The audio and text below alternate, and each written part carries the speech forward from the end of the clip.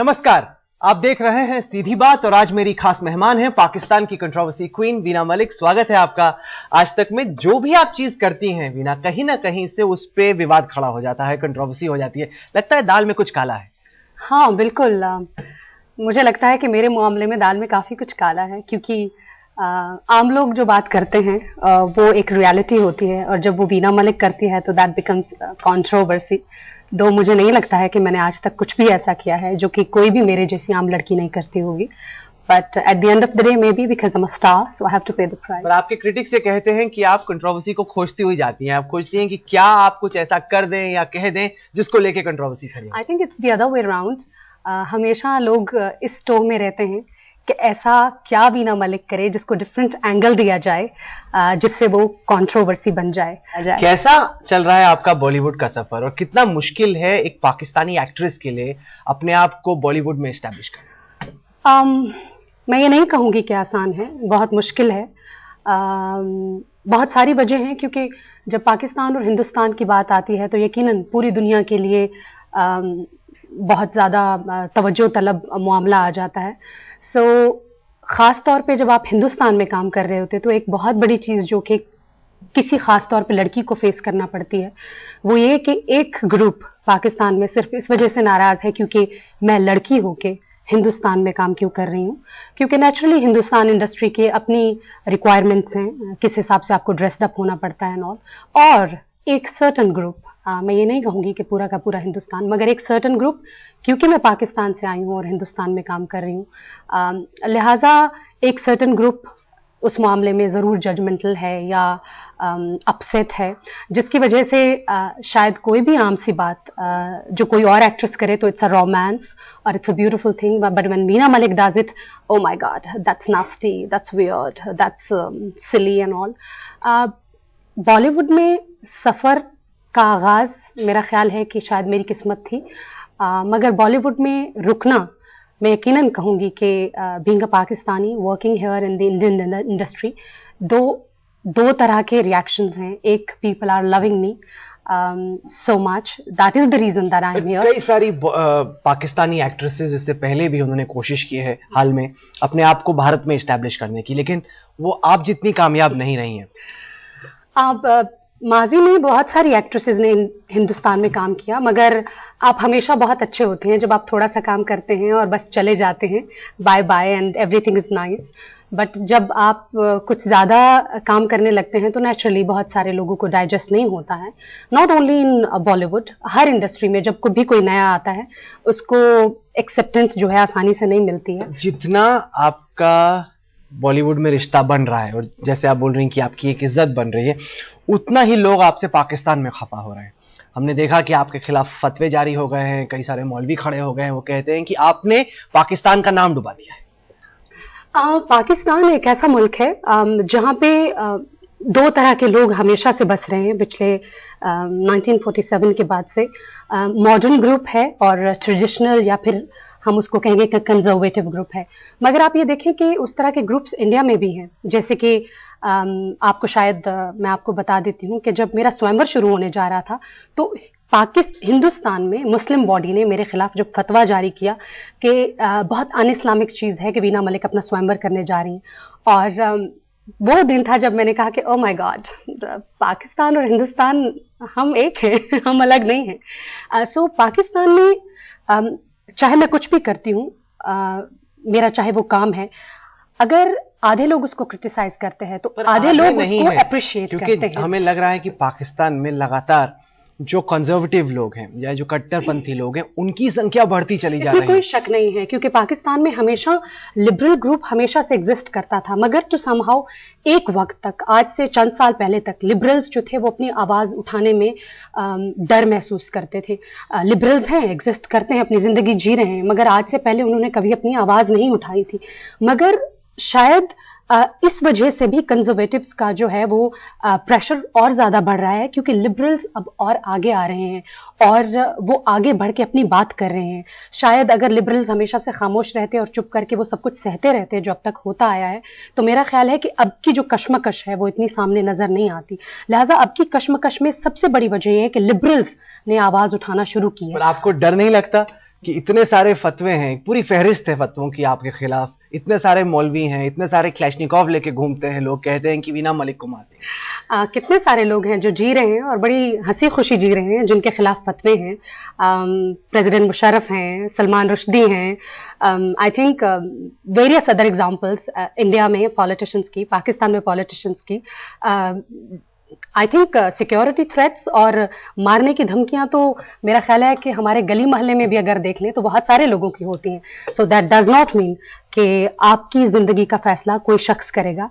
It's just that जिस दिन मुझे मरना है उस दिन कोई इंसान मेरी जिंदगी छीन नहीं सकता है, और जिस दिन जो रात मेरी कब्र में है वो रात मेरी जमीन पे नहीं हो सकती। So I think that is the confidence जिसकी वजह से मैं जी रही हूँ कि मेरी जिंदगी किसी शख्स के हाथ में नहीं है, मेरी जिंदगी मेरे खुदा के हाथ में। सो जिस दिन मुझे मरना होगा, आई थिंक मुझे कुछ खास डर भी नहीं लगता है मौत से, because that's natural and it's okay. क्या आप अपने आप को बहुत धार्मिक मानती हैं, रिलीजियस? रिलीजियस होने की क्या डेफिनेशन है? अगर मैं आपसे पूछूं कि रिलीजियस का मतलब क्या है, तो क्योंकि मौलवी ये पूछते हैं कि जो नमाज करता है, जो इस्लाम के ट्रेडिशंस हैं उनको फॉलो करता है। नहीं, मैं 5 वक्त नमाज नहीं करती, मैं कभी कभार नमाज करती हूँ। और जहाँ तक ट्रेडिशंस की बात है, मुझे नहीं मालूम कि ट्रेडिशन सिर्फ कपड़ों में आती है, क्योंकि अगर ट्रेडिशन सिर्फ कपड़ों में आती होती तो आप और मैं बिल्कुल भी ट्रेडिशनल नहीं है, और बेशुमार ऐसे लोग जो पाकिस्तान में घूमते हैं या हिंदुस्तान में घूमते हैं वो ट्रेडिशनल नहीं है। ट्रेडिशन और बहुत सारी चीज़ों में आती है, जबकि रिलीजन मैं समझती हूँ कि मैं कितनी रिलीजियस हूँ, मैं कितनी रिलीजियस नहीं हूँ, मुझे लगता है it's nobody's business, because that's my private affair with my God. So I don't pray 5 times a day। मैं बहुत सारी ऐसी चीज़ें करती हूँ जो कि कुरान पाक में लिखी हैं कि नहीं करनी चाहिए, मगर मैं करती हूँ। But that does not mean I am not a Muslim. Maybe I am not a good Muslim, but of course I am a Muslim, अल्हम्दुलिल्लाह। हाल में हमने बहुत बड़ा एक विवाद देखा, पाकिस्तान की जेल में कैद एक भारतीय नागरिक थे, सरबजीत, जिनकी रिहाई की घोषणा पहले आपके इंटीरियर मिनिस्टर ने की, पाकिस्तान के प्रेसिडेंट के स्पोक्स पर्सन ने की, फिर वो फैसला बदल गया, सरबजीत की जगह सुरजीत छूट के आ गए। अब काफी भारत में चर्चा हो रही है कि सरबजीत को छुड़ाना है, वो इतने साल से वहां पे कैद हैं। क्या आपको लगता है कि कहीं ना कहीं अगर आप जैसी एक एक्ट्रेस भी जुड़ती है, मांग करती है, तो माहौल बनेगा और शायद ये जो कैंपेन है उसको थोड़ा बल मिलेगा? देखिए, मैं ज़ाती तौर पे ये समझती हूँ कि हम एक्टर्स या बाकी ज़िंदगी के जो दीगर जो इदारों से लोग जुड़े हुए हैं, उनका अपना एक सर्टन काम है। जहाँ पे मुजरिमों को सज़ा देना और मासूमों को छोड़ना, मैं समझती हूँ कि जेलों का या फिर वहाँ के जो इंस्टीट्यूशंस हैं, अदालतों का काम है। मैं ज़ाती तौर पे नहीं समझती हूँ कि हम एक्टर्स को इस तरह की चीज़ों में इन्वॉल्व होना चाहिए, मगर जहाँ पर बात आती है कि इनोसेंट लोगों के साथ इंसाफ होना चाहिए और मुजरिमों को सज़ा मिलनी चाहिए, वहाँ पे यकीनन मैं हमेशा बात करना पसंद करूँगी। अगर पाकिस्तान की जेल में कोई भी शख्स ऐसा है जिसकी जेल अपनी सज़ा की मुद्दत पूरी हो गई है, तो मेरा ख्याल है कि उसको असूली तौर पर आज़ाद हो जाना चाहिए। और बिल्कुल इसी तरह से अगर हिंदुस्तान की जेलों में कुछ लोग कैद हैं जिनकी सज़ा पूरी हो चुकी है, वो अपनी सज़ा काट चुके हैं, आई थिंक दैट इज़ इनह्यूमन कि आप शख्स जो अपनी सज़ा पूरी कर चुका है उनको किसी भी तरह की जेल में कैद रखना। मैं समझती हूँ कि दोनों मुल्कों की गवर्नमेंट को इस सिलसिले में कदम उठाना चाहिए और दोनों को म्यूचुअली एक दूसरे के जो कैदी अपनी मुद्दत पूरी कर चुके हैं उनको आज़ाद कर देना चाहिए। हमने देखा कि भारत में सलमान खान ने मांग की कि वो चाहेंगे कि पाकिस्तानी सरकार सरबजीत को फौरन रिहा करे, और हाल में हिंदुस्तान ने भी, डॉक्टर चिश्ती थे हमारी एक जेल में बंद, उनको भी रिहा किया। आपको लगता है कि अगर ऐसा होता है और तो दोनों देशों के बीच जो रिश्तों को बेहतर करने की कोशिश हो रही है उसको बल मिलेगा? मैं समझती हूँ कि दोनों मुल्कों के रिश्ते को सिर्फ इसी तरह से बेहतर किया जा सकता है कि जो मुजरिम है उसको सजा दी जाए। मैं कभी भी ये नहीं कहूँगी कि कोई शख्स जो किसी गलत नियत से किसी मुल्क में गया, जिसका इरादा नेक नहीं था, उसको अगर कोई भी मुल्क की जेल रिहा करती है तो वो एक मुजरिम को रिहा कर रही है जो कि बाद में कुछ भी कर सकता है। मगर जो शख्स अपनी मुद्दत पूरी कर चुका है और अब वो मासूम है, मेरा ख्याल है कि इस तरह के लोगों को आज़ाद कर देना चाहिए। But at the same time I would say that चाहे वो सलमान खान हो या चाहे वो वीना मलिक हो, मुझे नहीं लगता कि हम कोई भी होते हैं कि हम खड़े होकर डिमांड करें किसी मुल्क से कि आप इस कैदी को आज़ाद कीजिए।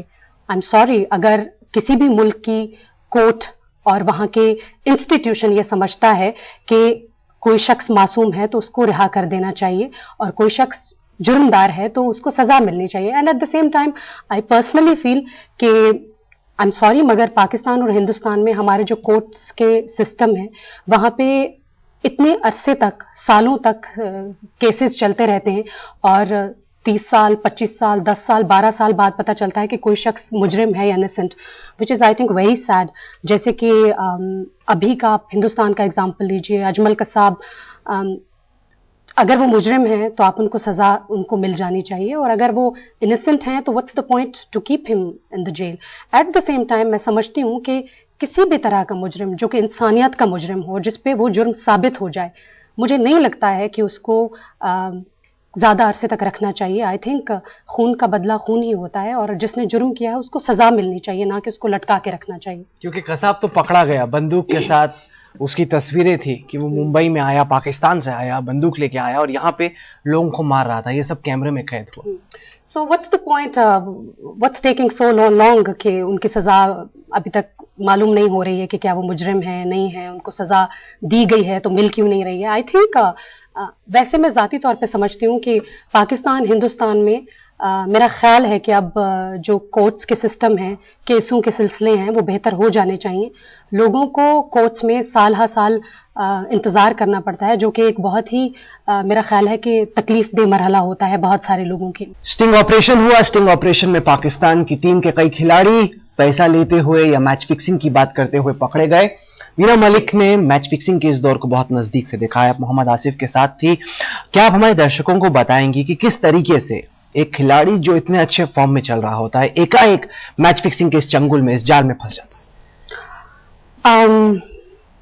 आप मुझे वापस उस वक्त में लेके जा रहे हैं। आई थिंक जो सबसे पहले मेरी बात जहन में आ रही है वो यही कि जब ये सारा कंट्रोवर्सी और ये सब हादसा हुआ, उस वक्त मुझे याद है कि आसिफ अपने करियर के बेहतरीन दौर में से गुजर रहे थे। ऑस्ट्रेलिया में पाकिस्तान की सीरीज चल रही थी एंड बहुत अच्छी परफॉर्मेंस वो दिखा रहे थे, शायद 5 विकेट्स लिए थे उन्होंने और बहुत अमेजिंग परफॉर्मेंस वो दिखा रहे थे। मैं खुद भी कभी कभी हैरान होती हूँ कि किसी भी तरह से पैसे का ग्रीड आपको किस तरह से, मेरा ख्याल है, अंधा कर देता है। आई am not sure about the other cricketers, but जब मैं आसिफ के साथ थी तो एक बात मैंने बहुत शिद्दत से महसूस की कि किसी भी चीज का जो ग्रीड होता है वो आपको बेशक कुछ उसमें नजर नहीं आता है, and that was very obvious in Asif case.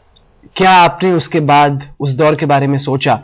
क्योंकि कई सारे अभी भी खिलाड़ी हैं, बहुत छोटे से गांव से, कस्बे से निकलते हैं और वो जैसे ही अंतर्राष्ट्रीय स्टेज पे आते हैं फंस जाते हैं एक बार फिर से। मोहम्मद आसिफ फंसे, सलमान बट फंसे, कई सारे और खिलाड़ी हैं जो फंसते हैं। आपके हिसाब से अगर मैच फिक्सिंग पे काबू पाना हो तो किस तरीके से किया जा सकता है? I think it's not about the background कि आप हम्बल बैकग्राउंड से हैं, आपका एजुकेशन नहीं है। क्योंकि अगर आप माजी में मिसालें लें साउथ अफ्रीका की, हिंदुस्तान की, दुनिया के और मुल्कों की जहाँ पे प्लेयर्स का हमेशा मैच फिक्सिंग में नाम आता रहा है, मुझे लगता है कि बैकग्राउंड की बात नहीं है, it's about your mentality. I think psychologically players को और ज्यादा स्ट्रांग बनाने की जरूरत है, उनको और ज्यादा स्ट्रांग ट्रेनिंग्स की जरूरत है कि money, obviously you are making money while playing cricket, so money should not have that strong influence कि आप उसके लिए कुछ भी कर पाएं। So I still remember कि मुझे अपनी पहली बहस याद है आसिफ के साथ, जब for the first time I realized और मुझे पता चला जब उन्होंने मुझे बताया कि there's some kind of people who they are trying to contact him, and I was just, my first question from Asif was, but why? And क्या हुआ, like, बताइए। Nothing. The last conversation we had, he was like, everybody does it, and I was like, you don't have to do it क्योंकि आपका career बहुत अच्छा है।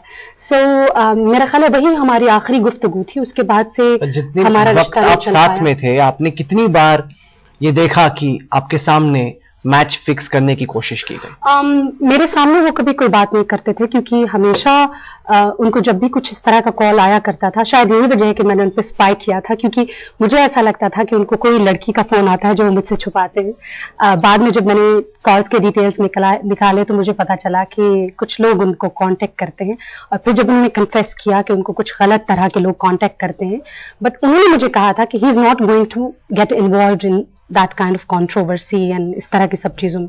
मगर बाद में प्रूव हो गया, हमारे ब्रेकअप के बाद उनका ये सब यूके का जो केस था वो हुआ था। मेरे सामने जब उनको कॉल आता था तो वो साइड में चले जाते थे और छुपाते थे। एग्जैक्टली, लड़की को तो यही लगेगा कि कुछ दाल में काला है। दाल में काला है। आपने एक और फैसला लिया जिसको लेके खूब चर्चा हुई हिंदुस्तान में और आलोचना हुई पाकिस्तान में। आपने एक मेंस मैगजीन के लिए पोज किया न्यूड या फिर सेमी न्यूड या क्या हुआ ये किसी को पता नहीं चला, लेकिन उसमें भी दाल में कुछ काला था। लेकिन चर्चा ये हुई कि आपने एक पाकिस्तानी एक्ट्रेस होने के नाते ये कैसे किया और क्यों किया, और यहां तक आप चली गई कि आपने अपने हाथ में शायद ISI तक लिखा लिया। कभी कभी ऐसे होता है कि लोग ऐसे समझते हैं कि जो लोग बहुत समझदारी की बात करते हैं वो जो है वो कभी कुछ ऐसी चीज नहीं कर सकते हैं जिसमें थोड़ा उनको मतलब उनको खिलाया गया हो या उनको दे गेट प्लेड और समथिंग। मगर FHM के केस में ऐसा हुआ था कि I made it very clear from the very first day and that is very obvious कि ना ही मैंने न्यूड शूट किया था और ना ही मैंने कोई टॉपलेस शूट किया था। Those pictures 100% were doctored and morphed. जहां तक टैटू की बात है,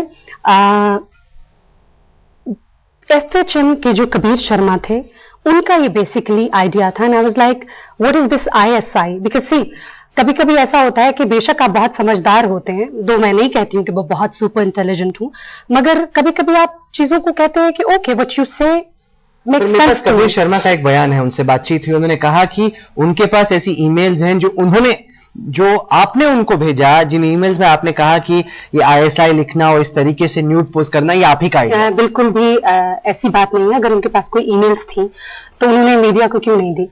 दूसरी बात यह कि उन्होंने कहा था कि उनके पास सबूत है इस बात का कि मैंने न्यूड पोस्ट किया था और वो बहुत जल्द वीडियो जो है वो लोगों को देंगे, मीडिया को देंगे। तो आई थिंक 6 महीने से ऊपर का वक्त हो गया उनकी वो वीडियो। आप सू करेंगे उनको? yes, आप केस करेंगे? एयाज बिल्लावाला इज माय लॉयर, जिनके थ्रू मैंने उनको सू किया है और my case is in the court और ये सब चल रहा है। मगर मैं ये कहूंगी कि आप एक सिंपल सी एग्जांपल देखिए कि FHM के कितने अब तक के इश्यूज आ चुके हैं। अगर 15-20 इश्यूज हैं या 10-12 इश्यूज हैं, उनमें सिर्फ वीना मलिक का कवर ही न्यूड क्यों है? वाई? सो आपने कुछ जानबूझ के ये सब ट्रैप सेट किया था। और दूसरी बात यह है कि जहां तक ISI के लोगों की टैटू की बात है, that was Kabir Sharma's idea and he came up with the idea. Veena ji, there are various institutes here in India और हम शूट इंडिया में कर रहे हैं। So I was like, कभी कभी आप ऐसे होता है कि आप इतने प्री ऑक्यूपाइड होते हैं, you are working like every day, you are like आपने सोचा नहीं कि Inter Services Intelligence Agency ISI जिससे भारत में लोग इतनी नफरत करते हैं। मगर आप किसी भी चीज का टैटू आप उसी चीज का बनाते हैं जिससे आपको किसी भी तरह की कोई अपनायत होती है या आप किसी भी चीज को प्रमोट कर रहे होते हैं। जिस तरह के मुझे कबीर शर्मा ने कहा कि there is sciences institute here in India, there is ice skating institute in India and ISI is just a logo and we want that in the shoot. So I was like okay that makes sense to me. But later on जो उन्होंने explain किया कि मैंने उनसे कहा कि उस वक्त आपने ये मुझे कहा था and there were various other tattoos on my body. ऐसा नहीं है कि that was the only tattoo on my arm. मेरा पूरा जो अपर पोर्शन था that was covered with the tattoos and I was wearing a bikini at the same time. But जब shoot आया सामने तो उसमें ना ही बिकिनी थी और ना ही और कोई भी टैटू था। सो डेफिनेटली आप जब एक सफेद चादर के ऊपर एक थोड़ा सा भी मार्क डालते हैं तो उसकी असलियत बदल जाती है। इसी तरह मेरे शूट के साथ भी ऐसा हुआ था। ये शूट ना ही मैंने करवाया था और ना ही इसका आइडिया ऐसे था। आप देख रहे हैं सीधी बात, मेरे साथ हैं वीना मलिक जिनका दावा है कि वो एक नई फिल्म कर रही हैं जो डर्टी पिक्चर से भी डर्टी होने वाली। क्या प्लान है? लगता है पिताजी से फिर से एक बार लड़ाई करने की ठान ली आपने? वेल मैंने कुछ क्लेम नहीं किया है इस मामले में कि वो डर्टी पिक्चर से ज्यादा डर्टी होने वाली है, बट डर्टी पिक्चर से ज्यादा सीरियस जरूर होने वाली है क्योंकि हम शूटिंग कर रहे हैं इस वक्त डर्टी पिक्चर की। एंड मैं समझती हूँ कि हिंदुस्तान में मैंने जितने स्क्रिप्ट्स पे काम किया है सबसे ज्यादा परफॉर्मेंस का मौका और परफॉर्मेंस मार्जिन जिस फिल्म में होगा वो मेरा ख्याल है डर्टी पिक्चर ही है। So I am really happy and excited कि मुझे इस तरह का स्क्रिप्ट मिला है, खासतौर पे अपना डेब्यू करने के लिए कन्नड़ा फिल्म इंडस्ट्री में। काफी मैं अभी रिपोर्ट्स पढ़ रहा था कि हेमंत मधुकर नाम के कोई शख्स हैं जिनके साथ शायद आपका इस वक्त रिश्ता चल रहा है। बताना चाहेंगे, कुछ दिल तोड़ना चाहेंगे आप हमारे दर्शकों के? नहीं, उनके साथ मेरे सिर्फ वर्किंग रिलेशनशिप है और अगर मैं किसी भी शख्स के साथ खाना खाने जाती हूँ या उनके साथ लोग मुझे शॉपिंग करते हुए देखते हैं, या उनके साथ में बैठ के कुछ गपशप कर रही हूँ, जबकि मेरे उनके साथ वर्किंग रिलेशनशिप भी हूँ, that does not mean I am dating him. आप वाकई में अपने ख्वाबों को जी रही हैं। आप सीधी बात के कार्यक्रम में आई, इसके लिए आपको बहुत बहुत शुक्रिया। So much. तो ये था आज का सीधी बात। ये कार्यक्रम आपको कैसा लगा? आप अपनी राय हमें ईमेल के जरिए भेज सकते हैं। हमारा ईमेल एड्रेस है sb@aajtak.com। साथ के साथ इस कार्यक्रम को आप हमारी वेबसाइट पर देख सकते हैं, जिसका पता है www.aajtak.in/सीधी बात।